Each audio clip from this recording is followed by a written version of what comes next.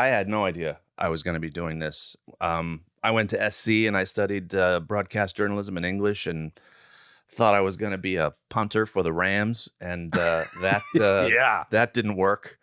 And so I just started interning at KCBS, and slowly I was given an opportunity to do some things, and it became my film school. There was a show on Friday called Friday at Sunset, and it was about things to do on the weekend in LA.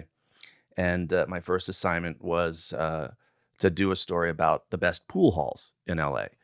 And I said, can I make it funny? And I said, sure, just, get the spelling of the place right and all that. And so I did a black and white take on The Color of Money. And it won an Emmy. And so they won an Emmy. Yeah, local Emmy. And then they said, okay, well, let's try that again. Best pizza places in LA. And I said, can I do whatever I want? And I said, yeah. So I did a takeoff of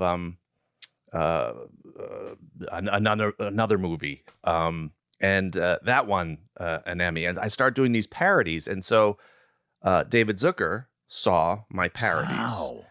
And he was deciding not to direct. David Zucker, Airplane. Oh, yeah. And the third Naked Gun was coming up, and he was not going to direct it. And so Citizen Kane was the pizza one. And yeah, why can I not remember what did that they name? say at the end? Did they give a rosebud? Yeah, a little bit. Yeah. Well, okay. But so then he saw my reel and said, come on in, let's talk. And I was just absolutely terrified. How old are you? I was 30. And so I'd never had a movie meeting before. But before that, those local things that I did, those segments, got me an HBO special with a friend of yours, Tom Arnold. And so Tom introduced me to his friends, Chris Farley, Ben Stiller, and Jim Carrey. And they were all in this little thing that I did. And that's actually what Zucker saw. In addition to the what was that called? Things. The Naked Truths. There were 3 of them.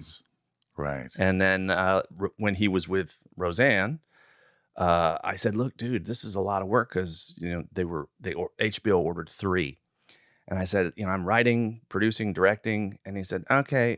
So Rosie said, "I got a friend of mine. His name's Judd Apatow. He writes jokes for me. So he's 19." So I was like 24, and so I met Judd, and we wrote these things together. Yeah. Wow, I didn't know that. Yeah. So that's how I met Farley. It was all because of Tom. Wow. That's pretty incredible. I mean, your dad was the head of publicity for MGM. Yeah, that's good. Good research there. Well, I mean, you loved movies. You Yeah. loved comedies. What were your big comedy influences when you were growing up? Blake Edwards, The Great Race. I remember he brought that home, a 35 millimeter print when we lived in New York and we had basements, and we put some king size sheets on the wall and an old ratty couch, and that was our theater.